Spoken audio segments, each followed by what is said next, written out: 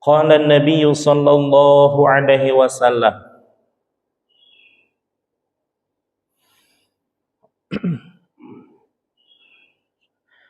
inna min syarrin nas, sesungguhnya sebagian dari keburukan yang ada di antara manusia, indallah, menurut Allah Subhanahu wa taala, di hadapan Allah Subhanahu wa taala, manzilatan, ialah suatu keadaan, yaumal qiyamati, pada yaumul qiyamah, ar-rajulu, siapa ar-rajulu? Seseorang. Ar-rajulu ini bisa bimakna rijal, bisa bimakna mar'ah, bisa bimakna laki-laki, bisa bimakna perempuan, karena ada kalimat di depannya, yuqdi, yang telah memenuhi hajat, itu laki-laki, ilam ro'atin, terhadap istrinya, watuqdi, dan begitu pula perempuan telah memenuhi hajat ilaihi, terhadap suaminya. Nah, ini yang jeleknya di sini nih, di garis bawahi. Ya, kalau seandainya sebelumnya itu memenuhi hajatnya seorang laki-laki atau memenuhi hajatnya seorang perempuan, bagi suami istri itu merupakan sedekah dan ibadah. Tapi di sini ada jeleknya. Tsumma yansyuru sirroha, kemudian dia menceritakan tentang rahasianya. Subhanallah ya. Sejelek-jelek manusia, kalau seandainya ada seseorang yang sudah memenuhi hajat terhadap pasangannya, dia membuka rahasianya, seolah-olah bukan suatu rahasia lagi, padahal itu adalah suatu rahasia yang harus selamanya ditutup-tutupi. Yang mengetahuinya hanya suami atau istrinya, gitu ya. Tidak boleh ada orang yang tahu. Bahkan subhanallah, kalau seandainya kita merujuk kepada ungkapan Rasulullah sallallahu alaihi wasallam, doa Rasulullah sallallahu alaihi wasallam terhadap Sayyidina Ali, bahwa Sayyidina Ali itu memiliki ungkapan doa yang khusus kepada beliau. Apa itu? Karramallahu wajhah. Karrama, semoga Allah memuliakan, wajhahu, terhadap wajahnya Sayyidina Ali. Kenapa? Karena Sayyidina Ali adalah satu-satunya orang yang setelah Rasulullah SAW tidak pernah melihat aurat orang lain ataupun dilihat oleh orang lain. Subhanallah, luar biasa ini ya. Betapa Sayyidina Ali sangat menjaga tentang kemuruahan sebagai seorang manusia. Dikatakan seorang manusia karena memang itu adalah fitrah bagi seluruh manusia ya, tidak kaum muslimin, tidak kaum muslimat, semuanya itu adalah fitrah. Kenapa pula diadakan pernikahan? Karena memang sudah fitrahnya manusia untuk berbagi rasa terhadap pasangannya. Kalau seandainya justru tidak ada pernikahan, itu yang menyalahi kodrat dan juga menyalahi tentang fitrahnya. Ada ya satu agama yang katanya semakin suci kalau dia menghindari pernikahan. Justru bukannya semakin suci, semakin error lah gitu ya. Saya juga ketika mohon maaf di Hong Kong 1 bulan tidak ketemu, itu ternyata bukan saya aja, 5 orang yang dikirim ke Hong Kong error semuanya itu ya. Berarti baru 1 bulan itu ya, apalagi berbulan-bulan, apalagi bertahun-tahun. Ada yang sampai 2 tahun itu ya, karena tugas TKW misalkan ya, 2 tahun dan sebagainya. Maka Sayyidina Umar ketika memimpin khalifah, berkedudukan sebagai khalifah dan memimpin pertempuran, dia mendapatkan komplain dari berbagai istri-istri karena berperang pada waktu itu memerlukan waktu yang sangat lama, berbulan-bulan, bahkan bertahun-tahun. Khalifah Umar mendapat komplainan, wahai Umar, masa tidak ada pergiliran antara tentara, katanya. Semua tentara harus berperang berbulan-bulan, sementara dia meninggalkan istrinya. Lalu Sayyidina Umar karena banyak menerima komplain tersebut, berapa lama engkau wahai istri bisa tahan selama ditinggalkan oleh suami? Ada yang 2 bulan, saya nggak bisa lebih dari 2 bulan. Kemudian ada yang 3 bulan, 4 bulan, 5 bulan, 6 bulan, 1 bulan, sampai setahun tidak bisa. Diambil pertengahan oleh Sayyidina Umar, jarak pergiliran jarak pergi seorang suami dalam berperang tidak boleh lebih dari 4 bulan. Ini untuk menjaga kefitrahan, karena suatu yang lumrah dan naluriah dan manusiawiyah, kalau seandainya manusia yang sudah berpasangan, maka ya berbagilah sama pasangannya, tidak bisa tidak itu ya. Bahkan ketika orang-orang heran, ya Rasulullah, apakah seseorang menumpahkan air maninya terhadap istrinya itu bukan suatu kejahatan? Rasulullah balik bertanya, kalau seandainya manusia melakukan suatu hal yang halal dan juga fitrah, apakah itu disebut sebagai ibadah? Ibadah ya Rasul. Seperti itu pula lah seorang suami atau istri menumpahkan spermanya terhadap pasangannya, maka kalau perempuan bukan sperma ya, ovum. Itulah disebut sebagai ibadah yang kalau seandainya halal bagi dia, maka itu menjadi ibadah. Tapi kalau sesuatu yang haram, maka sudah jelas itu adalah maksiat, gitu ya. Maka alhamdulillah wa syukurillah, Islam mengatur semua kehidupan, khususnya tentang berumah tangga. Betapa Rasulullah SAW menjaga kefitrahan umatnya dengan mensunnahkan pernikahan. An-nikahu sunnati, bahwa pernikahan itu adalah sunnahku, kata Rasul. Wa man raghiba, dan siapa yang enggan untuk melakukan pernikahan, falaisa minni, maka sungguh dia bukan dari golonganku. Subhanallah ya. Ada beberapa orang yang dia sendiri merasa nyaman dengan hidup sendiri. Ini ya tidak apa-apa sih ya. Cuma yang beratnya adalah ancaman dari Rasul bahwa orang yang tidak melakukan pernikahan itu bukan dianggap golongan Rasulullah Shallallahu Alaihi Wasallam. Subhanallah ya.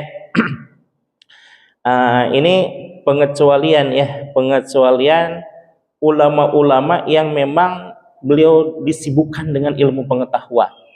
Siapa diantaranya? Imam Nawawi, gitu ya, bukan Syekh Nawawi. Kalau Syekh Nawawi itu dari Banten. Kalau Imam Nawawi dari Damaskus. Ulama terbesar di kalangan Syafi'iyah. Ulama-ulama mazhab Syafi'i yang terbesar adalah Imam Nawawi. Yang kedua Imam Rafi'i dan seterusnya. Nah, Imam Nawawi ini benar-benar tidak ada waktu sama sekali untuk memikirkan pernikahan lah gitu ya. Karena memang Allah takdirkan hidupnya benar-benar untuk pengabdian kepada ilmu pengetahuan. Selain menulis, kemudian membaca, kemudian mengajar, kemudian melakukan penelitian, seperti itulah. Jadi tidak ada, dan bukan sesuatu yang dibuat-buat ya, tidak terpikirkan tentang wanita gitu ya. Karena saking banyaknya ulama-ulama yang mengkhususkan diri untuk ilmu pengetahuan, tidak sempat untuk menikah, maka ditulis satu buku yang namanya Al-Bazzah. Al-Bazzah itu adalah para ulama-ulama yang membujang, para pembujang. Nah, itu bukan, itu ada, insya Allah itu adalah pengecualian, karena memang ilmu pengetahuan wajib, nikah pun bisa wajib, bisa sunnah, bisa bahkan bisa makruh dan bisa haram. Nah, bagi ulama-ulama yang seperti itu, yang betapa cintanya terhadap ilmu pengetahuan, maka itu adalah insya Allah sunnah ya, insya Allah sunnah. Karena ilmu pengetahuan itu adalah sesuatu yang terhormat, dan pernikahan pun terhormat. Tapi karena Allah lebih cenderung untuk menjadikan qalbunya hanya terhadap ilmu pengetahuan saja, maka tidak terpikirkan oleh para ulama-ulama tersebut ya. Seperti ada juga Imam apa ya? Imam Nahwu siapa ya? Imam Simbaweh. Imam Simbaweh dalam ilmu nahwu, terkenal sekali itu Imam Simbaweh ya. Nah, kisahnya adalah Imam Simbaweh ini Ajami, bangsa Ajam, bukan bangsa Arab. Karena ketika dia berbicara ada salahnya sedikit, talafuznya salah. Yang harusnya dibaca rofa, ini dibaca asroh misalkan ya. Nah, kemudian bukan tersinggung, beliau memacu dirinya sampai berjanji terhadap dirinya, saya akan belajar sampai tidak ada orang yang menyalahiku, katanya. Luar biasa itu ya. Nah, betul-betul orang yang apa namanya, konsentrasi terhadap ilmu pengetahuan, sampai-sampai karena saking cintanya terhadap ilmu pengetahuan, dia menulis, dia mengajar, kemudian yang menemukan penelitian, orang tuanya sampai khawatir, katanya udah sekian sepuh nih belum nikah juga Imam Syibawi. Akhirnya dinikahkan dengan salah satu perempuan gitu ya, yang soleh, yang solehah. Nah, karena memang kesehariannya cinta terhadap ilmu pengetahuan, kalau seandainya tidak ada tragedi, itu mungkin banyak kitab-kitab nahwu yang sampai sekarang sampai kepada kita. Kenapa? Karena istrinya merasa cemburu dengan kitab-kitab Imam Sibaweh. Masa katanya udah nikah masih ngagugulung kitab, sementara saya dianggurin. Akhirnya dibakar itu kitab-kitabnya. Subhanallah, gitu ya. Kalau seandainya tidak dibakar oleh istrinya, maka banyak kitab-kitab nahwu yang sampai saat ini bisa kita nikmati. Tapi karena dibakar, ya apa? Ya kemalangan lah bagi dunia pengetahuan. Berangkat dari situ, maka di samping manfaat dan mudarat bagi orang-orang yang tidak memiliki hasrat atau tidak memiliki perhatian terhadap perempuan, ya mungkin insya Allah lebih baik mengkonsentrasikan dirinya dengan ilmu pengetahuan ya. Karena itu bukan berarti falaisa minni, bukan dari golonganku, katakan ya Nabi. Itu bukan berarti seperti itu, karena ada pengecualian. Semua juga ada pengecualian ya. Kembali terhadap hadis di sini, bahwa seseorang yang telah memenuhi hajatnya terhadap pasangannya, itu hendaklah dilarang untuk mengungkap apa yang menjadi rahasia berdua, karena di hadapan Allah Subhanahu wa taala itu adalah di antara sejelek-jelek manusia adalah orang yang mengungkapkan rahasianya dalam kehidupan rumah tangganya. Rawahu Muslim, yang diriwayatkan oleh Imam Muslim. Selanjutnya, Innallaha ta'ala, sesungguhnya Allah Subhanahu wa taala, yuhibbus sahla, mencintai Allah as-sahla, terhadap orang yang mudah. Apa itu mudah? Ya mudah dalam artian memudahkan urusan orang, dan karena memudahkan maka dimudahkan pula urusan Allah, urusan dia oleh Allah Subhanahu wa taala. Artinya orang yang gampang senyum, gampang memberi, gampang bicara, gampang menolong dan lain sebagainya, itu adalah orang-orang yang dicintai oleh Allah Subhanahu wa taala. Yuhibbus sahla, betapa Allah mencintai orang yang gampang. At-taliqa, dan juga terbuka. Bukan terbuka segala-galanya, bukan ya. Ada istilah di psikologi itu introvert dan extrovert. Orang yang hanya terfokus pada dirinya sendiri, ada orang yang terlalu mengeksplor kepada orang lain gitu ya. Nah, ada yang introvert itu rata-rata orang yang pendiam, orang yang memiliki kekurangan, selalu dipikirkan itu kekurangannya. Seperti halnya, mohon maaf nih ya, di keluarga saya ada, ini kakak saya sendiri nih ya, nah, insya Allah bukan aib lah. Salah satu kekurangan beliau itu, beliau terlalu menitik beratkan kepada kekurangan dia, sehingga kalau ada yang menyinggung masalah kekurangan dia, dia jadi semakin minder. Padahal dulunya adalah ketika di pondoknya juara umum itu, tapi kekurangannya adalah ketika ada orang yang melampaui kepintarannya, maka dia bukannya semangat untuk berpacu dengan prestasi, bukan, tapi justru semakin melemah gitu ya. Itu kadang beda sama saya gitu. Kalau saya mah biarinlah, kekurangan, dan semua juga punya kekurangan ya gitu itu ya Maya. Kalau seandainya kita punya kekurangan, jangan terfokus pada kekurangan itu sendiri, tapi lihat kelebihan-kelebihan yang lain. Yang mungkin saja ya kebanyakan orang memiliki kekurangan masing-masing. Tapi tidak setiap orang memiliki kelebihan. Yang kelebihan itu Allah berikan kepada masing-masing. Maka setiap pribadi itu unik. Kenapa unik? Karena tidak setiap orang memiliki perangai, memiliki keahlian, memiliki segala sesuatu yang kita miliki dimiliki oleh orang lain. Jadi setiap orang itu adalah pribadi yang unik. Bahkan dalam satu keluarga kakak beradik, padahal satu keluarga ya, istilah kata satu pabrik lah ya, satu pabrik tapi kok beda-beda. Itulah kelebihan Allah Subhanahu wa taala, membuat orang lain itu adalah pribadi yang unik. Bahkan untuk polisi itu sidik jari setiap orang di seluruh dunia berbeda itu. Maka ini menjadi satu senjata untuk mengungkap kejahatan, karena ya sidik jari itu unik ya. Sidik jari tidak dimiliki dan tidak ada yang sama sidik jari. Betapa Allah luar biasanya membikin dari sidik jari aja ya, membikin sidik jari yang miliaran. Allahu Akbar ya. Jangankan satu keluarga, orang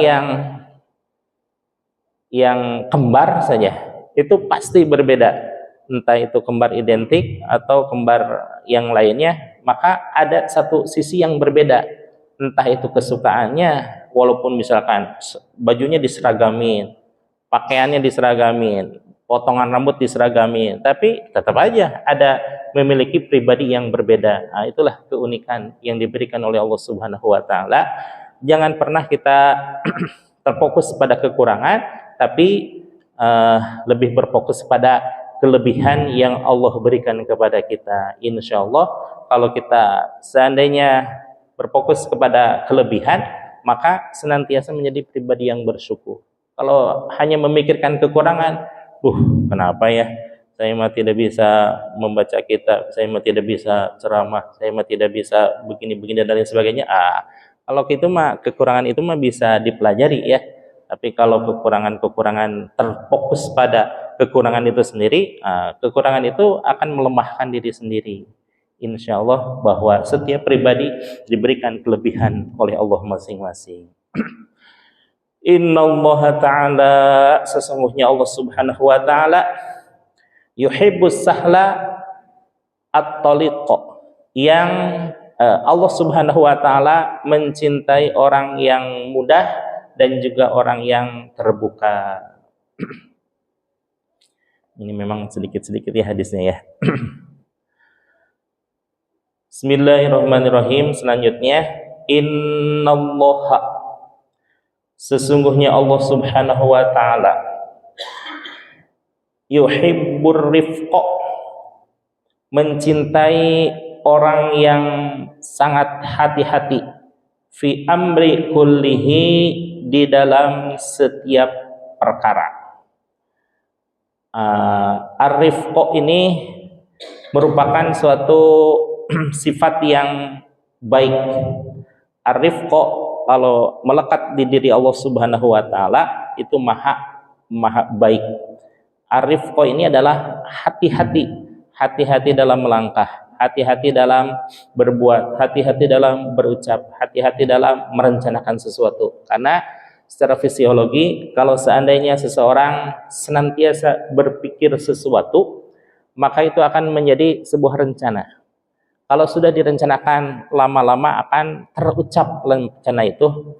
Kalau sudah terucap, biasanya akan menjadi suatu perbuatan. Maka hati-hati dalam perencanaan, hati-hati dalam kata hati dan lain sebagainya. Rifqa ini merupakan salah satu sifat dari para nabi yang senantiasa berhati-hati, walaupun tidak termasuk kepada sifat wajib. Apa itu sifat wajib? Sifat wajib yang di diri Rasul bukan sifat wajib dalam artian fikih, bukan. Wajib ini sesuatu yang pasti adanya, gitu ya. Pasti ada di diri para kangjeng Nabi, bahwa Nabi itu sidik, Nabi itu fatonah, Nabi itu amanah, Nabi itu tabligh, memiliki sifat sidik. Kenapa para nabi oleh Allah dibekali dengan sifat sidik? Karena memang para nabi itu adalah generasi terbaik yang diberikan kelebihan-kelebihan oleh Allah Subhanahu wa taala. Salah satunya adalah sifat benar ini. Sifat benarnya para nabi itu tidak dibuat-buat, bukan direkayasa, tapi betul-betul kalau istilah kata tatayur. Tatayur itu adalah sifat guluyur, cara orang Sunda namanya. Sifat yang alamiah saja ada di dalam diri Rasul. Diri Rasul tidak pernah berucap tidak benar, tidak pernah berlaku tidak benar, dan bahkan subhanallah ya, walaupun ini yang diungkapkan hanya Rasulullah Shallallahu Alaihi Wasallam, insya Allah sama dengan yang lain. Kalau Rasulullah Shallallahu Alaihi Wasallam, wa ma yantiqu anil hawa in huwa illa wahyu yuha, bahwa setiap apa yang diucapkan Kangjeng Nabi Muhammad Shallallahu Alaihi Wasallam bukan berasal dari hawa nafsunya, tapi insya Allah itu semuanya adalah yantiqu anil hawa, berasal dari yantiqu anil hawa in huwa illa wahyu yuha. Semua itu adalah wahyu yang difirmankan oleh Allah Subhanahu wa taala kepada para nabi, terutama Kangjeng Nabi Muhammad sallallahu alaihi wasallam. Sidik ini kalau di lingkungan umum gitu ya.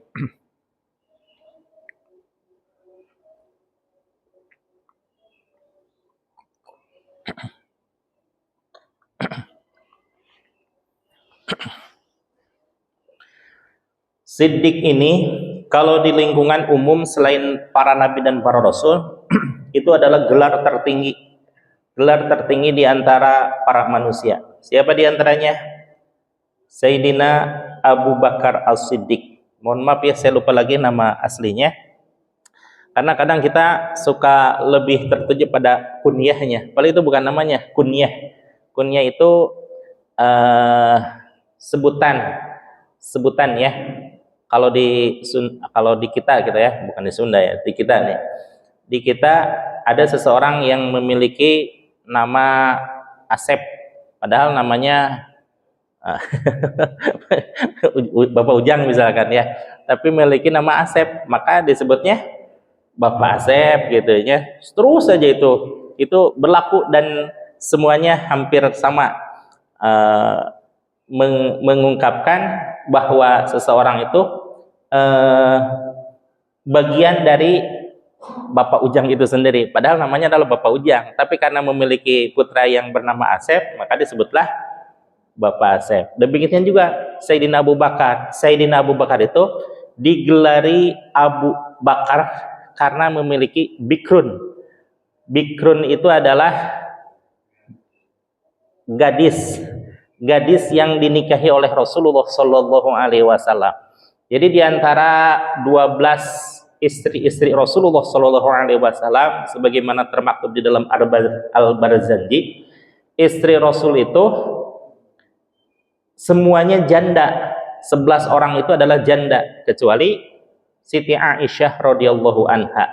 Jadi ketika Rasulullah meninggal, yang masih hidup adalah 9 orang, dan yang pernah Rasulullah nikahi itu ada 12 orang. Dan yang paling senior di antara istri-istri Kangjeng Nabi adalah Siti Sa'odah. Siti Sa'odah itu pernah matur kepada Rasul, "Ya Rasul," yang suaminya mati syahid di dalam perang gitu ya. Kemudian dinikahi oleh Rasul. "Ya Rasul, aku ini udah sepuh wahai Rasul. Saya sangat bahagia sekali bersuamikan dengan engkau wahai Rasul. Tapi karena saya menyadari bahwa saya sudah sepuh, maka aku hibahkan saja hari yang menjadi giliranku untuk menjadi giliran istri-istrimu manapun yang engkau suka wahai Rasul." Wih, luar biasa ini ya. Jadi Siti Saudah itu berbangga dengan bersuamikan Rasulullah Shallallahu Alaihi Wasallam, tidak menginginkan yang lainnya lagi. Makanya dihibahkan kepada istri-istri yang lain gitu ya. Nah, kembali kepada sahabat Abu Bakar. Sahabat Abu Bakar ini adalah ayah dari seseorang yang berkedudukan gadis yang ditikahi oleh Rasulullah Shallallahu Alaihi Wasallam. Yang istimewanya adalah ada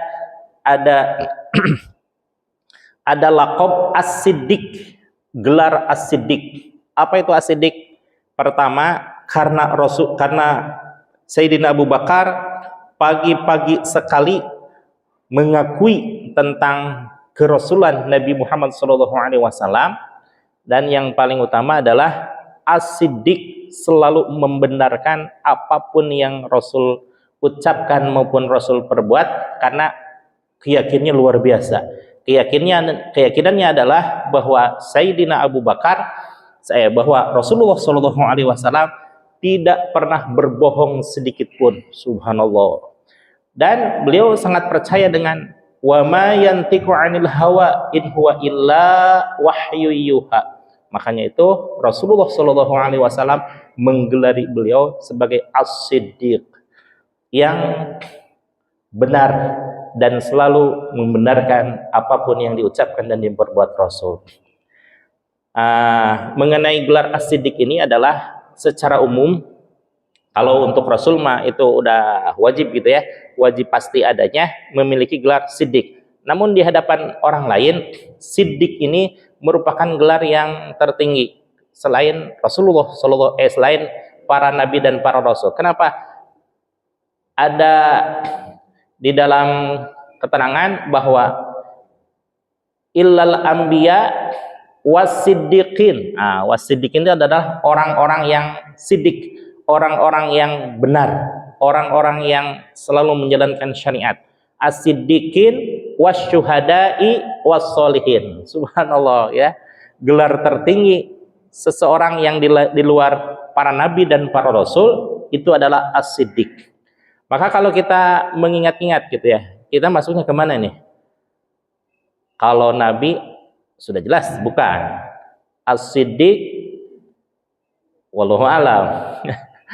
Wasyuhada ini dalam artian bukan berarti harus sudah meninggal saja, bukan, tapi berjuang di jalan Allah, memakmurkan masjid, memakmurkan musola, memakmurkan majelis talim dan lain sebagainya. Itu adalah orang-orang yang berjihad di jalan Allah walaupun tidak meninggal, seperti halnya Bung Tomo ya. Bung Tomo meninggalnya bukan di medan perang. Di mana coba? Di Mekah. Bung Tomo, pahlawan Indonesia yang menggelorakan semangat perjuangan 10 November, ternyata meninggalnya bukan di medan perang, tapi ketika sedang berjuang di jalan Allah, yaitu di Mekah Al-Mukarramah. Wah, itu kan luar biasa. Meninggal di tanah Mekah, seperti halnya Kiai Haji Maimun Zubair, gurunda dari guru kita sekalian Kiai Haji Selamat Azizen, bahwa beliau pernah matur di hadapan keluarganya. Kalau di Indonesia kan gitu ya, saya ingin meninggal di Mekah dan ingin meninggal hari Senin gitu ya. Tapi betul juga, beliau meninggal hari Senin dan meninggal di kota Mekah. Salah satu wasiat saya kepada istri saya gitu ya, terkait Mekah, Mi, kalau seandainya Abi meninggal di belahan dunia manapun, kembalikan jasad Abi ke tempat ini gitu. Maksudnya saya pengen meninggal di pondok pesantren gitu ya. Tapi kalau meninggalnya di Mekah atau Madinah, ya udah biarkan saja gitu. Nah, itu salah satu wasiat ya, bahwa wasiat ini ternyata seseorang itu wajib untuk berwasiat kepada keluarganya. Tapi syariat ini kadang dilupakan karena memang jarang disampaikan oleh para dai gitu ya, bahwa wasiat itu salah satu anjuran Rasulullah SAW untuk menenteramkan keluarganya. As-Siddiq, yang kedua Asy-Syuhada, yang keempat apa? Yang pertama Anbiya, para nabi, yang kedua As-Siddiq, yang ketiga Wasy-Syuhada, yang keempat baru As-Sholihin. Mungkin kita ya mudah-mudahan masuknya dari golongan orang-orang yang soleh mungkin ya, insyaallah, bahwa Allah senantiasa memandang kita sebagai orang-orang yang soleh. Salah satu buktinya adalah belum apa-apa Allah sudah memanggil kita dengan sebutan ya ayyuhalladzina amanu, wahai orang-orang yang beriman. Itu di dalam surah Al-Baqarah ayat 183, yang semuanya sudah mafhum ya, bahwa ketika Allah ingin mewajibkan kepada kaum muslimin wal muslimat untuk berpuasa, panggilannya bukan ya ayyuhal muslimun, bukan, tapi lebih tinggi dari itu. Apa? Ya ayyuhalladzina amanu, wahai orang-orang yang beriman.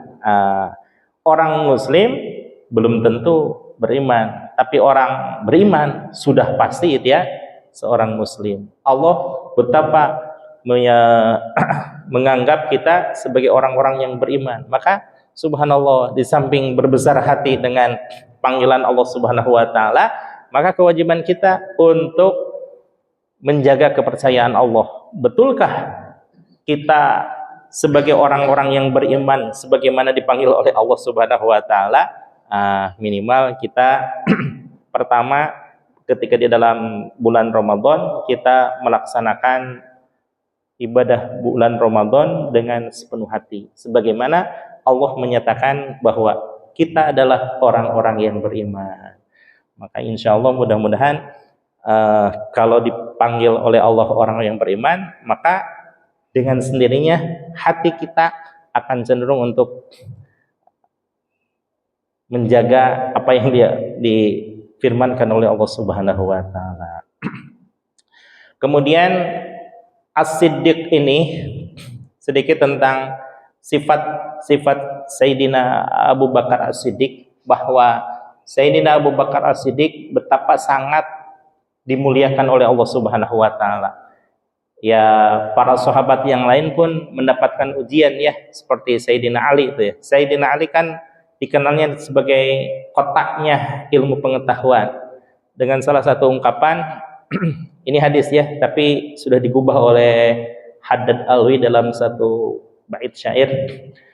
Ana madinatul ilmi ana madinatul ilmi wa aliyun babuha faman aradal madinah falyatiha bibabiha. Ini salah satu pujian Rasulullah kepada Sayyidina Ali, bahwa Sayyidina Ali adalah pintunya ilmu pengetahuan. Kata Nabi, ana madinatul ilmi, saya adalah kotaknya ilmu pengetahuan. Maksudnya adalah pusatnya ilmu pengetahuan. Semua ilmu-ilmu keislaman yang kita dapatkan hari ini semuanya berasal dari Rasulullah Shallallahu Alaihi Wasallam. Kenapa bisa sampai? Alhamdulillah, karena ini ada upaya keras dari para sahabat, para tabi'in, para tabi'un tabi'in, para ulama salafin, para ulama khalafin, para ulama kontemporer sampai saat ini. Mereka semuanya berpegang teguh kepada wasiat Kanjeng Nabi, balighu anni walau ayah, sampaikan dariku yang berasal dariku semuanya, walau ayah, walaupun hanya sedikit. Di sini untuk berdakwah tidak harus menjadi ulama besar, tidak. Bahwa dakwah itu merupakan kewajiban setiap kaum muslimin wal muslimat karena ada perintah dari Kanjeng Nabi, balighu anni walau ayah. Kalau seandainya berdakwah menunggu menjadi ulama besar, atau kapan berputarnya itu ya ilmu pengetahuan. Sedangkan ilmu pengetahuan berkembang seterusnya, maka dengan menyampaikan kepada orang lain, nah itulah salah satu untuk mempertahankan, mengamankan dan melestarikan ilmu pengetahuan. Bahwa ada katakanlah seorang profesor ya yang tabahur ilmunya, betapa luas pengetahuannya, tapi tidak mengamalkan kepada orang lain, tidak ngajar di kampus, tidak menulis kitab, tidak berceramah, tidak ngapa-ngapain, ya ilmunya kurang bermanfaat. Karena al-ilmu bila amalin kasyajar bila samar. Ilmu yang tidak diamalkan, baik diamalkan oleh dirinya sendiri maupun diamalkan untuk orang lain, maka perumpamaan Rasul adalah bila samar, seperti halnya pohon yang tidak berbuah. Pohon yang tidak berbuah manfaat tapi tidak sebagaimana manfaat kebanyakan pohon yang lainnya, yaitu buahnya. Maka subhanallah ya, nah ini berdasarkan hadis tersebut, maka bergulirlah ilmu pengetahuan dari zaman Rasul sampai sekarang terus berkembang. Nah, kepada Sayyidina Abu Bakar itu betapa Rasulullah Shallallahu Alaihi Wasallam sangat memuji dengan sebutan istimewa. Pertama, di dalam salah satu hadisnya Rasul menyatakan, ma sabballahu fi sadri, tidaklah Allah melimpahkan sesuatu ke dalam qalbuku, kata Rasulullah Shallallahu Alaihi Wasallam, illa sababtahu fi sadri Abi Bakrin, kecuali aku melimpahkan pula kepada qalbunya Sayyidina Abu Bakar. Nah, berarti kedudukan Sayyidina Abu Bakar istimewa di hadapan Rasul ya, karena segala sesuatu yang Allah limpahkan kepada Rasulullah dilimpahkan pula kepada Sayyidina Abu Bakar. Kalau seandainya Rasul pernah menyatakan, kalau seandainya ada nabi setelah aku katanya, maka akan aku rekomendasikan Sayyidina Abu Bakar menjadi nabi. Dalam kesempatan lain Sayyidina Ali yang akan menjadi nabi, tapi karena itu tidak ada, maka hanya aku limpahkan seluruh apa yang Allah limpahkan kepadaku kecuali kenabian. Karena kenabian itu kedudukan nabi sebagai khataman nabiyyin. Khataman nabiyyin itu adalah penutup para nabi yang tidak akan mungkin ada setelah Rasulullah Shallallahu Alaihi Wasallam. Yang kedua, lau zina imanu Abi Bakrin, kalau seandainya ditimbang keimanan Sayyidina Abu Bakar ma'as saqalaini, beserta ma'as saqalaini itu dengan dua golongan yang sangat besar. Apa itu? Jin dan manusia, ilal anbiya wal mursalin, kecuali para nabi dan para rasul. Maksudnya di antara dua golongan itu pengecualiannya adalah para nabi dan para rasul. Para rasul itu tidak sebanding dengan kalau ditimbang dengan Sayyidina Abu Bakar gitu maksudnya ya, semua manusia dan jin kecuali para nabi gitu ya. Lau zina imanu Abu Bakrin ma'athaqalaini illal anbiya'i wal mursalin. Kalau seandainya ditimbang keimanan Sayyidina Abu Bakar dengan keimanan para manusia dan jin selain para nabi dan para rasul, nah ini garis bawahnya adalah la rojaha imanu Abi Bakrin. Niscaya akan lebih unggul keimanan Sayyidina Abu Bakar. Subhanallah ya. Ini pula yang menjadikan Sayyidina Abu Bakar itu orang yang paling istimewa keimanannya, atau di antara manusia-manusia dan jin tidak ada yang dapat mengalahkan beliau soal keimanannya. Jangankan cuma mengalahkan ya, itu dikumpulkan seluruh jin dan manusia tetap unggul unggul Sayyidina Abu Bakar As-Siddiq. Sayyidina Abu Bakar As-Siddiq ini betapa Rasulullah Shallallahu Alaihi Wasallam memuji beliau dengan keistimewaan yang berlipat ganda. Dulu saya tidak paham ya, kenapa Sayyidina Abu Bakar bisa istimewa keimanannya. Apa karena beliau adalah mertuanya Rasulullah? Ternyata bukan. Kalau alasannya mertua Rasul, berarti Sayyidina Umar harus menjadi istimewa juga kan? Tapi Sayyidina Umar tidak diungkapkan tentang keistimewaannya. Nah, keistimewaan Sayyidina Umar itu adalah ketika berhadapan dengan setan, maka setan akan lari terbirit-birit. Luar biasa ini. Padahal Sayyidina Umar tidak Islam dari awal ya. Islamnya ketika berusia sekitar 42 tahun. Ya, sekitar usia saya lah ya. Sekitar usia saya lalu masuk Islam karena melihat peristiwa di rumah adiknya, yaitu Siti Fatimah, bukan Siti Fatimah radhiyallahu anha, bukan. Siti Fatimah adik Siti Fatimah ibni Khattab. Saat itu Rasulullah Shallallahu Alaihi Wasallam akan dibunuh oleh Sayyidina Umar. Dengan mengurus pedangnya, Sayyidina Umar mendatangi rumah Rasul. Ketika di tengah jalan, lalu ditanyakan oleh orang-orang, "Wahai Umar, mau kemana kamu bawa pedang seperti itu?" katanya. "Aku mau membunuh Muhammad," katanya, "karena dia telah memporak-porandakan tatanan masyarakat dan lain sebagainya." Kemudian, jangan dulu kepada Nabi Muhammad, katanya. "Itu urus aja adik kamu," katanya. "Nah, emangnya kenapa?" "Tuh, pokoknya lihat sendiri aja dah." Wah, dia sudah menjadi pengikut Muhammad, katanya. Wah, dengan geramnya Sayyidina Umar mendatangi rumah adiknya. Pas di depan rumahnya terdengar suara orang yang sedang membaca sesuatu gitu ya. Bagi kita membaca Quran. Kemudian Sayyidina Umar menanyakan, "Apa barusan yang kau baca?" katanya. Siti Fatimah tidak memberikan. Tidak, katanya. La yamassuhu ilal mutahharun. Tidaklah boleh menyentuh sesuatu itu kecuali orang-orang yang suci. Karena saking penasaran, Sayyidina Umar bertanya, "Bagaimana supaya aku menjadi suci?" katanya. Wah, terperanjatlah Siti Fatimah.